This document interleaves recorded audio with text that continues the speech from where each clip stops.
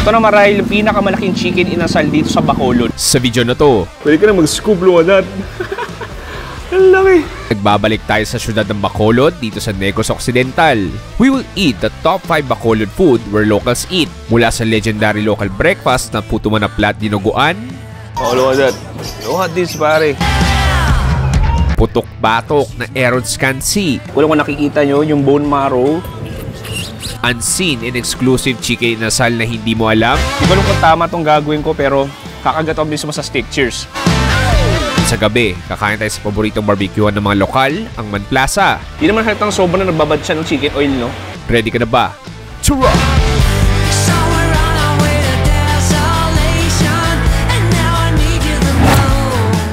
Pangatlong beses ko na gumawa ng series dito sa Bacolod at di pa rin ako magsasawa dahil paano ba naman? There's a lot of food to try na hindi ko pa natitikman. At syempre, lahat ng pagkain dito ay namitigid. Today, I'm on a mission to eat not only famous Bacolod food but to try where locals eat. Okay, para isang magandang umaga, nagbabalik tayo sa isa sa paborito kong probinsya sa Pilipinas. Welcome to Bacolod, Negros Occidental. And for this episode, we will do a comprehensive Bacolod food tour. Kasama ko yung Bacolod food hunter. For this Bacolod series, I asked for the help of the Bacolod food expert and a famous blogger na si Martin of the Bacolod Food Hunters. And he will take me on a Bacolod culinary adventure. Good morning! Ako po si Martin from the Bacolod Food Hunters. Ngayong umaga, pupunta po kami sa mga hidden gems sa Bacolod City. Ito po yung hindi gaano pinupuntahan ng mga turista. So special na special po talaga yung pupuntahan namin ngayon.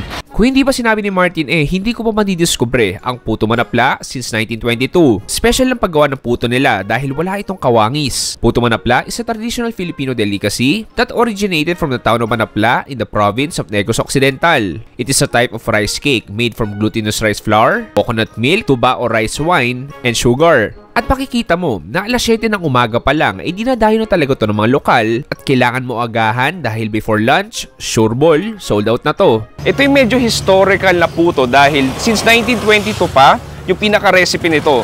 Doon sa may area daw ng Manapla, marami doon nagbebenta ng puto. Pero itong bahay na to, na parang naging karinderya na rin, sila ay third generation owner nagbebenta ng puto Manapla. At perfect tandem ng puto, ano pa ba? Siyempre, meron din silang signature dinuguan. Anyway, let's have our breakfast dito sa Bacolod. Papasya talaga sa Manila na dinuguan. Pero baboy din naman. Baboy lahat to. Tapos yung langgaw namin, yung native na langgaw. Hindi kami gumagamit ng mga artificial na langgaw. Anong gaw? Anong langgaw? Suka. Yung suka namin, yung natural. Yung Sa Bacolod din? Oo. Ang puto, since 1922. Ang lola ko nag-invent ang puto since 1922 sa Manapla. 1922? 1922. Tapos lang sa amin, napunta na sa amin. Dahil patay na yung... Bali man pang ilang generation ka? Third na. Yung anak ko na yun na talaga yung nagagawa. Fourth generation na sila.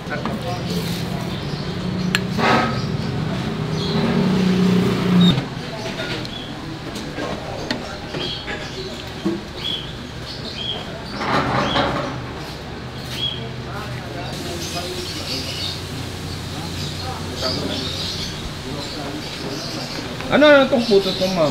Anong flavors to? Puto pau na may chicken asado. Okay. Tapos puto cheese. Itong puto ubi namin na may butong, may buo. Tapos itong plain original namin. Okay pare, the time has come. Let's have our first breakfast dito sa Bacolod. Alam mo, gustong-gusto ko yung vibes niya. Like, parang garahe lang ng bahay. Kumbaga, literally, meron kang tranquility at peace. At naririnig mo talaga literal yung mga huni ng ibon dahil maraming birdcage dito. Anyway, pansin ko, yung mga lokal dito, like, pinaka-almusal talaga. May karinderya, so may mga ulam din sila. Pero yung pinaka-binibili talaga nila is yung mga puto tsaka dinuguan. Anyway, heto na yun. So makikita mo, dito isang bilao. May iba't ibang flavors tayo dito. May cheese, may regular puto, may ubi halaya. Sige, hindi ko alam paano simulan. Gusto ko simulan sa kanilang puto. Alam, malaki-laki na rin siya eh. Init pa. Sobrang init. Oh, nice. Sige, cheers. Tikman natin.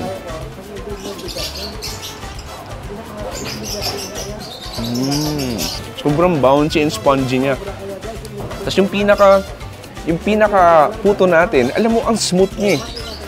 Nice. Alam mo kasi iba, diba, pag kumagat ka ng puto, parang may crumble texture siya. Ito hindi. Sobrang suabe lang. You have the natural sweetness and then yung pinaka-fragrant no parang dahon din nandun. Gawin ko, meron tayo dito. Ito yung dinuguan. Alam mo, sabi nga ni Martin ng Bacolod Food Hunters, may kalaputan nga, no? Actually, I agree. Parang feel ko tuloy kakain ako ng champurado sa lapot. You know that? Okay, kuha tayo. Nice, ang sarap. Alam mo, ang sarap na suko ang ginamit nila. Just perfectly sour, flavorful, and then may konting ironities galing sa dugo. And yung karne natin, may lasana o parang taba, parang may konting atay. Oh, nice. Ang gawin natin, syempre, ano nga bang ginagawa sa puto at dinuguan? Pwede mo siyang i-dip natin yung ating puto sa ating dinuguan. Pwede lagyan mo ng konting karne. Look at that. Kung di ka nagugutom ngayon, ewan ko na lang. Cheers!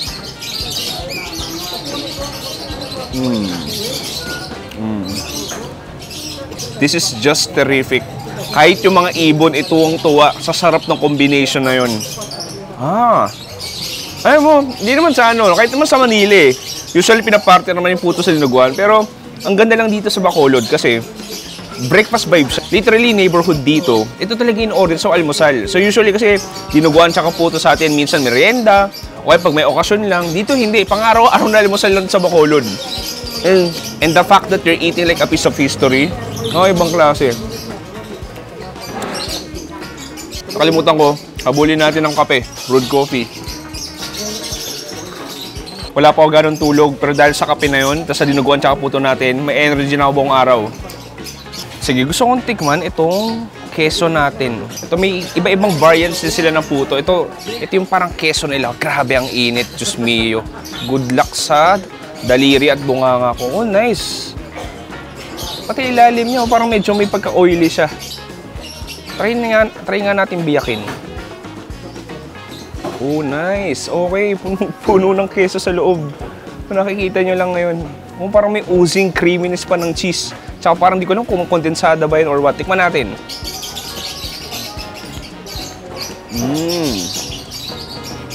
Wow. Game changer na po ito. This reminds you of like parang kumakain ng pichi-pichi.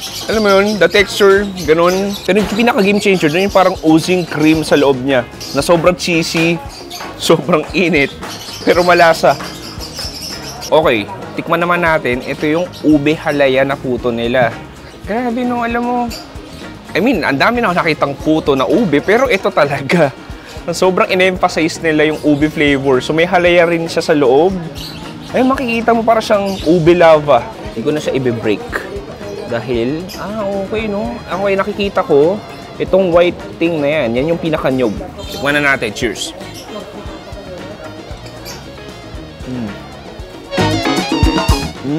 Nakakatuwa sa kanya. Kada puto, there's like a distinct flavor and distinct texture. Ito parang may pagka-crumble na... Ito naman parang may pagka-crumble cake texture siya na... I mean, parang spongy lang din siya katulad ng kaninang puto. Pero this hits different pare. I mean, yung ube lasang-lasa mo, yung sweetness galing sa nyog. Kung mahilig ka sa ube, mahilig ka sa puto, ito yung pinaka-perfect combination na parang kinasal sila. At di na sila mag-break kahit anong mangyari. Okay, gawin ko. Itong ube natin. Alam mo maganda sa kanya, ang laki din niya, ang siksik eh. So, i-dip ko dito sa ating dinuguan. Akala mo, chocolate o champurado yung dinidipan ko, pero hindi. Dinuguan yan. Oh, look at that. Look at this, pare.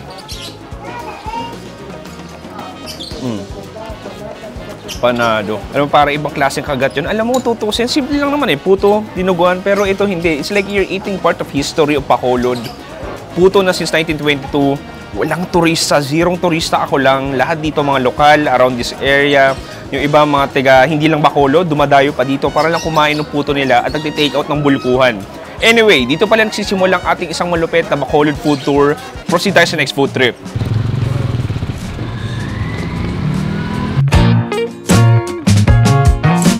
After after that wonderful breakfast, it's time to eat an amazing pre-lunch. Nandito tayo sa ever-famous Aaron's Kansi. Yung Kansi po, yung Aaron's Kansi House, ito po yung isang famous na kansihan po dito sa Bacolod. I mean, meron po siyang mga native food. So, tapos yung owner mabait. Tapos pwede ka pong mag-order ng sabaw to go along with your food. Kahit na maglumpia ka po dyan, pwede po. So, whenever people get hangover or gusto nilang hearty meal, so pumupunta po sila. Naghanap po talaga sila ng kansi. Kansi ay version ng Bacolod ng Bulalo pero may konting twist dahil maasim ang version na to at ang nagpapaasim ay ang prutas na tinatawag na batuan. Ang Aaron's ay isa sa mga batikan pagdating sa larangan ng kansi. Both locals and tourists go here for a piping hot bowl of this soup. And we have a chance na papanood kung paano ito lutuin.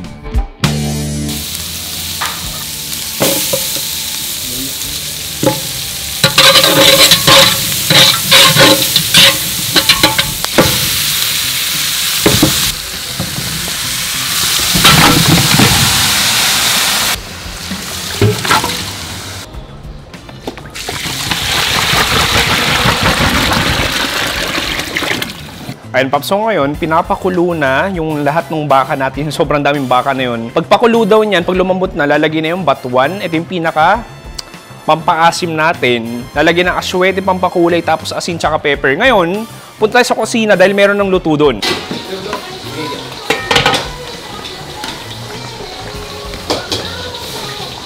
Ay, nasarinig ka sa vlog, sir, ah.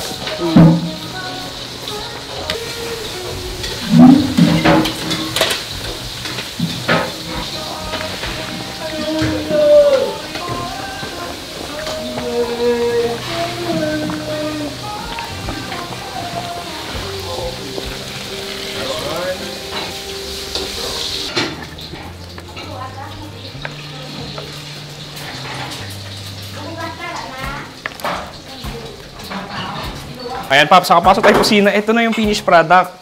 So, meron na tong aswete, batuan, tapos yung salt and pepper. Wait, Mek, may nakakailang kaldero ba kayo ng dito? Kansi kada araw? Estimate mo. Walong ganyan? Oo. Dami rin eh, no? Kumbaga, dito kasi sa Aaron's, institution na to, like, turista, lokal, nakain dito, mga foreigners, lahat. Parang, it's a must try na dumaan sa Aaron's Kansi para humigop ng mainit na kansi. Kahit sobrang init dito sa Pilipinas ngayon.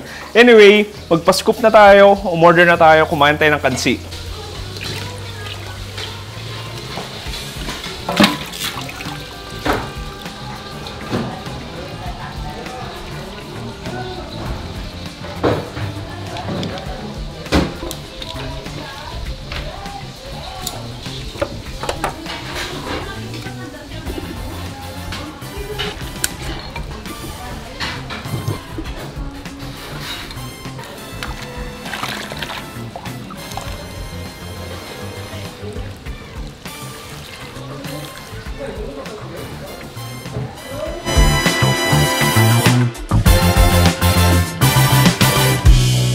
Okay, eto na yung ating Aaron's Kansi. Na-try ko na to noong 2022 pero pagdadaan ka ng Bacolod at first time ulit bumalik, it's a must try na dumaan dito sa Aaron's. Ang gagawin ko, gusto ko na tikman yung sabaw. So meron tayo dito sa Aaron's, libre sabaw. Kahit anong ulam yung orderin mo, bibigyan ka ng libre. Tikman natin. Ay, nice. Kahit sobrang tirik yung araw ngayon, ang sarap pa rin humigop ng maasim na sabaw galing sa kansi. And that's perfectly salted, perfectly sour. Yung batuan, lasang-lasa mo. Speaking of batuan, meron tayong raw na batuan dito. Sabi nila, Pops, hindi yan kinakain ng hilaw. Pero gusto ko lang tikman ulit as is para lang malaman natin anong flavor talaga ng batuan. Bahala na. Siguro mag-scoop lang ng juicy sa bibig ko.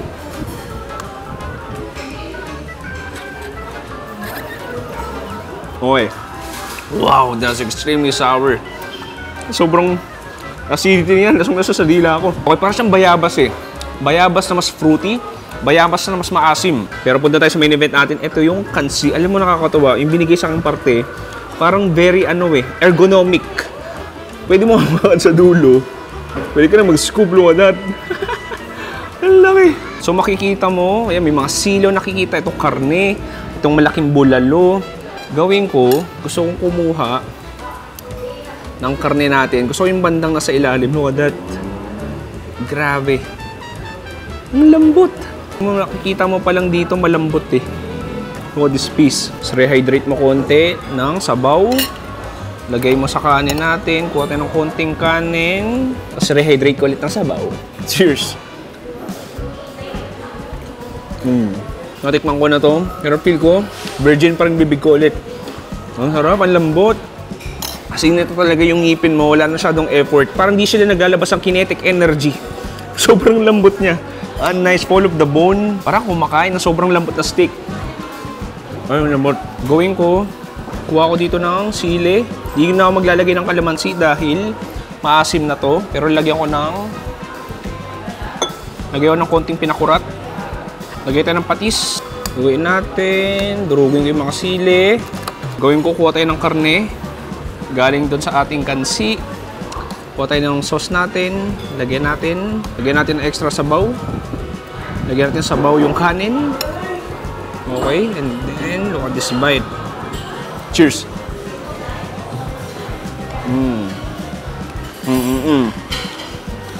Ano?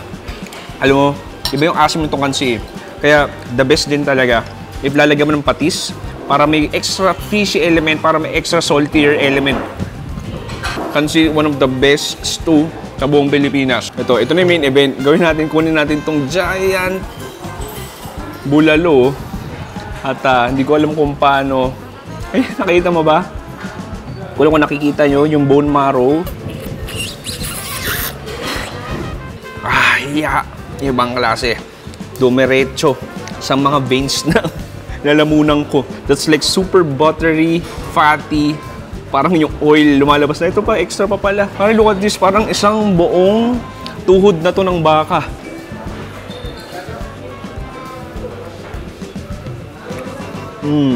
That's extremely fatty as in. Panigurado, meron pang mga residue sa bibig ko.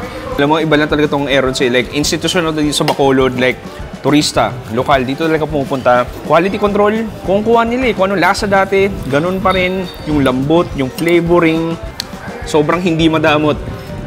Hindi mga tipong pagkain na wala ka ng pake, kain ka na ng kain, gusto mo mag-focus na maubos tong buong kansi nila.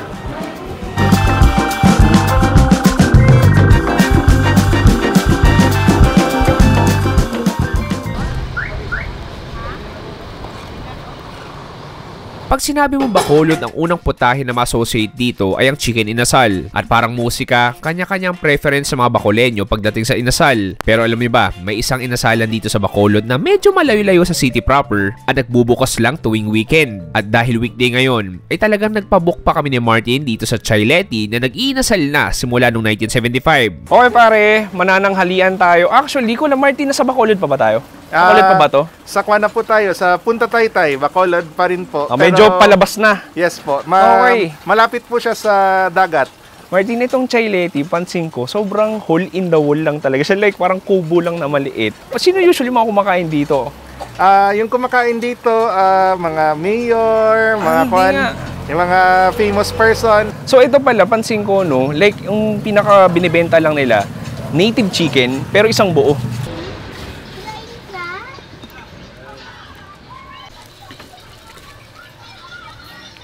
Nag-level up na si Chay, Dalawang lamisa na.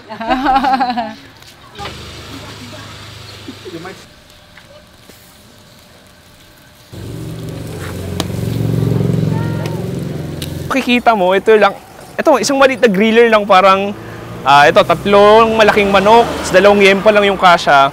Pero papas maniwala ka, sabi ni Martin, hidden gem daw talaga to, like mga mayor, politicians, dito kumakain.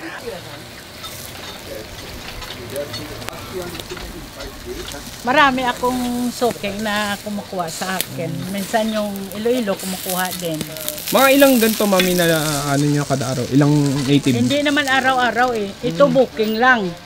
Kung Sabado at saka Linggo, yun ang pagtinda namin. Ay, weekend ka lang. Oo. Pang ilang beses na ako nakapunta dito sa Bacolod, pero isa to sa pinaka-kakaiba at unique na chicken inasal na nakita ko. Like, so yung ibang chicken inasal dito, araw-araw nagbubukas. Ito hindi, exclusive lang. Kailangan mo mag-booking.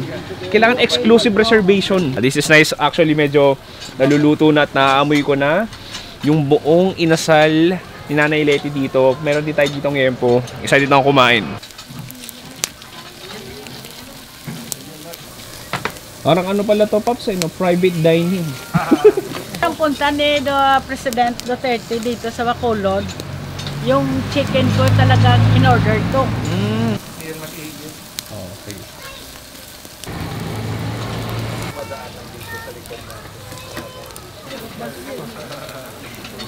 House in Mantingan, now I'm with my I bought a house in Mantingan.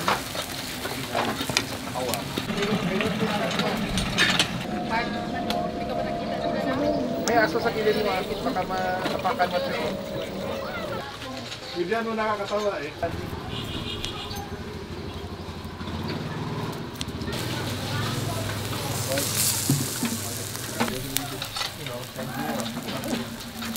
Dito mawawala ang diet mo. Yun nga, Mami. Mawawala yan.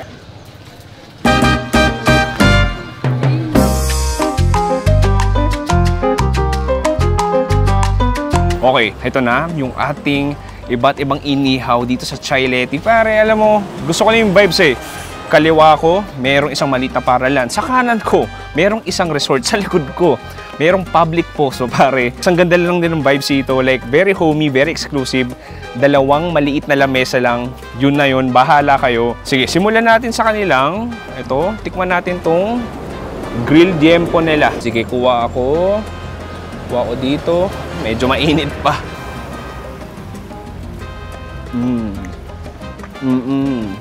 Sobrang fatty niya. Oh, nice. And then, nandun yung konting tosta flavor. Doon yung alat din, medyo smoky. And then, sobrang juicy ng taba. Mahal. Gagawan tayo ng sausawan. Kita mo naman. Nasa daon ng saging lang din. Parang probinsya talaga. Budel fight. Oh, what a way to start. Sobrang... Alam mo, masarap dito sa Yempo na to. Very straightforward lang din eh. Alam mo, wala ganong marination. Parang patis lang, toyo. Tapos asin, yun na yun. Tapos, thank you po. I-dip mo yan sa suka, pinakurat, toyo, tsaka sili. Oh, perfect. Nice. Next, meron tayo dito. Ang laki. Ang init! Hindi ko alam kung... Yeah, sige. Buha tayo dito. Ano maganda sa kanya? Yung pinang-base din eh. Parang hindi ko alam, chicken oil ba yun? But I can taste like some garlic. Just finger licking good. All of the smoky flavor. Yung parang may bawang din akong lalasahan. Okay, so ito na yung ating pinaka-inasal. Grabe sa laki to. Ito na marahil yung pinakamalaking chicken inasal dito sa Bacolod. Look at that.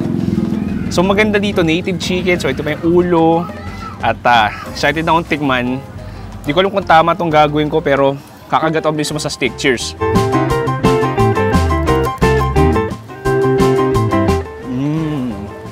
Alam mo maganda sa kanya? Yung ibang native chicken, medyo manguya eh. Alam mo yung medyo chewy siya. Ito hindi sobrang lambot. Ang ganda ng pagkakaluto. And then the marination, parang may kalamansi lang din. Toyo, all of that chicken oil, all of that smokiness. Sobrang lambot. Tapos meron talagang extra flavor na nagagawa. Yung pinaka-native chicken, para mas malasa nga siya. Ayan, so i-dip natin dito sa toyo suka natin.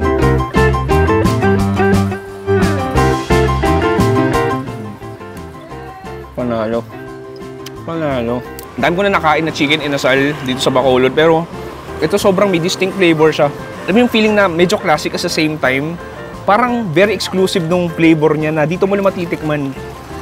Yung pinaka nagpapa-differentiate talaga sa kanya is yung lasa ng native chicken. Ang ganda ng pagkakaluto. Sobrang lambot, hindi ka na gano'ng ngunguya. And then at the same time, sobrang juicy niya. Nalasahan ko rin ko lang kung saan nanggagaling yung asin. May suka ba ito, Mami? Ah, okay. Okay. Doon nanggagaling isa pang flavoring agent, yung suka. Lasang-lasa mo yung asim niya. Okay, legs yung kinuha natin. Kuha ko dito ng... Ano ba? Ito kuha tayo ng wings. Yun. Grabe oh. Kuha tayo ng kanin. Cheers. Isa pa nagpapabango. Ang nagpapa-flavorful nitong chicken inasal nila is yung tanglad. As in, parang susuntukin sa flavors. Ang sarap niya. Saan makita? Sa sobrang daming tabi-tabi na chicken inasal restaurant dito sa buong Bacolod. This is just a hidden gem. Makakita ka ng ganitong klaseng parang bahay na style, very exclusive. Pagluluto ka mismo ni Nanay Letty, the fact na, alam mo yung proseso rin eh, maganda yung experience ng proseso. Yung hindi ka pupunta on the spot, magpapabook ka muna, kailangan ng reservation. So basically, kaya binook mo to ng Monday, kakain ka ng Thursday, parang ang Monday pa lang, meron ka nang linulook forward na, alam ko, di mo na kakain ng inasal, dahil alam ko sa Thursday, kakain ako dito kay Nanay Letty. It's incredibly good, pare. Look at that. Isa pang kagat. Cheers. Alam mo, isa pang maganda dito, habang kumakain ka, meron kang live audience! Woo! Sinong baksak sa quiz kanina? Ano, pasado lahat? Pasado? Pasado! 2 a.m. in the car playing our favorite song. Tirik ang araw dito sa Bacolod at masarap kumain ng malamig na panghimagas at nandito tayo sa ever-famous Calle Luna that serves not only one but over 20 flavors ng halo-halo. Okay, to beat the summer heat, meron tayo ditong iba't ibang halo-halo. Nakakatuwa dito, almost 20 or over 20 kinds of halo-halo pwede mo makita. Actually, sa lahat na napunta kong halo-halo store, ito na ating may pinakamaraming variety o choices ng halo-halo na pwede mong makita. Ilan to? 1, 2, 3, 4, 5, 6. May isa pa doon, 7. Pero siguro, tikim lang tayo ng makikita ko. Unang dumapo sa akin is itong melon halo-halo. Tikman na rin natin. So, parang may vanilla ice cream siya. Tapos, sa ilalim niya, merong mga melon, chefs, merong mga melon gulaman. Sige, tikman natin. Oh, nice. Okay, so basically, nagpapahalo-halo sa kanya yung shaved ice. Though, in terms of flavor, nandun yung milky thick na ice cream. Yung melon nandun, matamis. Alright. Napakala init ngayon sa Pilipinas, lalo na dito sa Bacolod. Sige, sobrang dami nito. Ito yung gusto ko tikman talaga, yung super special na tinatawag nila. So, may halo-halo na to na parang mga saging, may mais, may leche flan dito, ube ice cream. Ay, ang laki. Oh, ayun. Okay, nakuha na isang masarap na kagat. Cheers. Oh, that's just a mix of sweet goodness sa bibig ko. Yung ube ice cream nandun, may pinipig, may cheese o lalasahan, may mais, yung leche flan nandun. Yung mismong shaved ice, may flavoring na. Alam mo, yung mga gantong klaseng pagkain, mas ma-appreciate mo pag 40 degrees yung init sa Pilipinas. Isa sila sa parang pinaka-institusyon pagdating sa halo-halo dito sa buong Bacolod. And it's nice na makadaan. And somehow ma-refresh yung buong katawan mo at ma-restart. Next bite.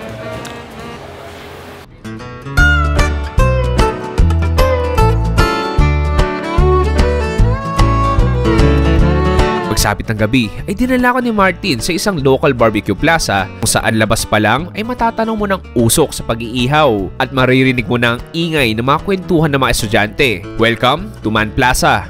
Okay, pare, magandang gabi. Nandito pa rin tayo sa Bacolod. Last food spot natin for this episode. Nandito tayo sinitawag na Man Plaza. So, itong Man Plaza is like a small complex kung saan ang dami nagbebenta ng puro barbecue like chicken inasal, mga yempo, mga laman loob, isda at marami pang iba. Ito po yung Man Plaza, yung pang-student po talaga. Marami pong workers, students kumakain dito. So, swak na swak siya sa budget. Tapos, hindi po tong touristy. So, tagong-tago po to, but maraming kumakain dito. Sige, Martin, gagawin ko. Papasok ko, tignan ko anong mga action sa loob. Okay, so pagpasok mo, bubungad sa'yo. Like may mga nakabang talaga, titignan nila kung saan ka bibili ng barbecue. Yung mga stalls, visually, halos pare-pares naman yung mga binibenta nila. So, isaw, chicken inasal, barbecue. And on the other side, nandun yung maraming upuan at lamesa. Nakita ko ang daming estudyante, galing lang sa opisina, may mga teachers din. So, sabi ni Martin, this is such a local experience. Tapos, ang pinakamaganda rin dito, bubungad talaga kasi sasampalin ka ng usok ng iba't ibang barbecue. Anyway, may nakita ko din isang stall doon. Doon tayo order ng iba't ibang barbecue. Tsura! Seafoods, spicy pecho, tapos may pecho, yempo, Ano po ito? dinaga. Nilaga. May sabaw ka rin. May sabaw. Ano parte lang. Same lang. Inasal siya, inasal. Inasal. May isaw, bulaw, lagaw, tilapia. Okay, ito na yung ating iba't ibang array of meat and seafood. So gagawin mo, mamili ka siguro ate isang chicken spicy na paa. Tapos isang petcho na hindi spicy. Isda, ano bang magandang isda? Ihaw. Ihaw, oo. Sige, lagaw na lang isa. Oo. Tapos isang isol.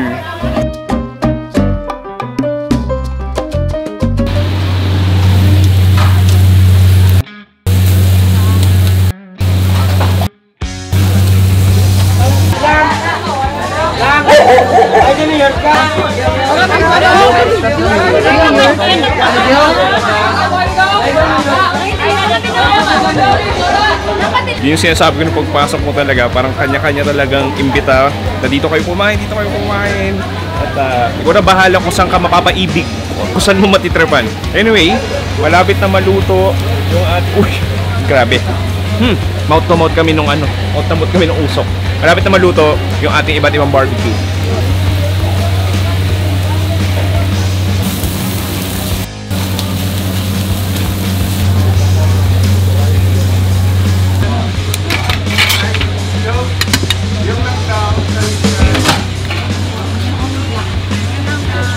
Okay, iba lang yung aksyon dito sa Man Plaza. I mean, parami ng tao, estudyante. Pagkatapos ng klase, diretso na agad dito, pipili ko anong barbecue kung gusto mo. Sobrang local ng feels. Iba lang din yung vibes ng mga nagtatawag, yung ingay, yung usok. Huwag natin dumaldal, simulan natin sa kanilang. Ito, medyo healthy. Meron tayo ditong bisugo or lagaw. So, grilled siya. Kuha tayo. Okay, nice. Okay, ang init pa.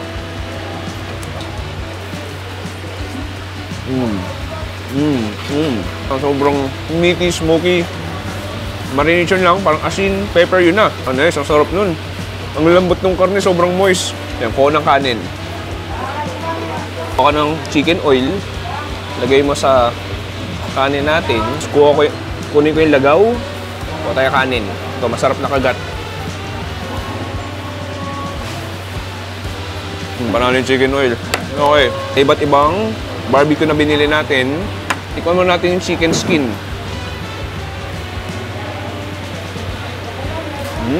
Okay. Guys, parang kumakain ng tocino. Pero, naka-form siya ng chicken skin. Masarap sa kanya, yung labas niya, yung balat na parang natusta, ang lutong, yung extra smoky flavor, all of the spices. So, parang chicken inasal din. Ito, next, meron tayo dito pang malakasang isol or chicken puwet. Sige. Meron tayo dito ginawang sauce, toyo, sinamak, tasili.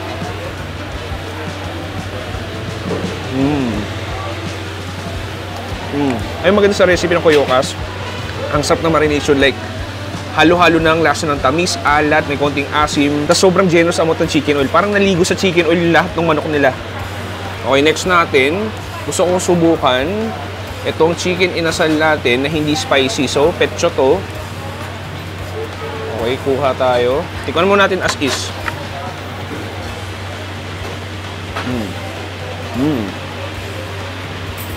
Panalo. Hindi naman halatang sobrang nagbabad siya ng chicken oil, no? Medyo tumutulo-tulo pa. That's just like super savory sa bibig mo. All of that spices. Yung chicken oil talaga, parang, alam mo yun, parang double juiciness siya eh. Parang double juices siya eh. Juices galing doon sa manok, and then juices galing doon sa chicken oil. Sige, gawin natin. Kuha pa ako dito. Ibabad natin dito sa ating sausawan, kanin. Cheers! I'm just enjoying this experience, this local vibes. I mean, kasabay mo mga lokal, mga estudyante. Mas masarap kung may kasama kang kwentuhan. I-try natin tong spicy paa.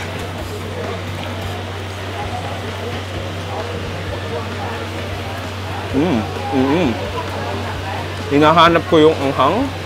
Ayan, meron na. Medyo, okay. Basically, same flavoring lang din. Pero ito mas trip ko. Kasi may konting, alam mo yun, may konting sipa ng anghang. Nice. Dip natin dito sa toyo suka natin, kanin. Sa pang cheers. Pansin mo, habang tumatagal, mas dumadami yung tao. As in, iba siguro, hindi na mga, okay. ngayong mga gabi, hindi na ito mga estudyante eh. Yung iba mga galing opisina na. Ito hanggang alas 10 lang to. And kailangan nila magmadali. Para hindi sila maubusan ng barbecue. Halos lahat ng pinuntahan natin, majority. Ito talaga yung mga where locals eat. Alam mo yun, yung hindi gano'ng maturista. Wala ka gano'ng makitang turista, puro lokal lang din talaga. From umaga hanggang ngayong gabi. Panalo. Kung saan ako dinala ni Martin. And lahat yun, pare, walang tapon. Lalo itong huli. What a great way to end our food tour for this episode. Okay pare, dito nagtatapos ating episode 1 dito sa Bacolod. It's been a full day of eating from breakfast, dinuguan, puto, hanggang dito sa Man Plaza kung saan sobrang daming chicken barbecue magsawa ka. Pero hindi naging posible itong episode na ito kundi dahil sa Bacolod Food Hunter. Martin, maraming salamat! Thank you po. Thank you, Gid. Paps, baka gusto mo siya ng invite na pumunta sa Bacolod. Punta po kayo sa Bacolod. Madami pong masasarap dito. Maraming tago. I hope you come and visit us. Ayan, Paps, kung gusto nyo ng perspective ng lokal at mag-food trip dito ng, alam mo yun, yung wala ganun turista, the perfect man to find is Martin na Bacolod Food Hunter. I-check nyo rin ang Facebook page nila sa baba. Maraming salamat sa panood. Ako si Chewy din sa Bacolod. Nagsabi, stay safe, good night, and goodbye! Bye!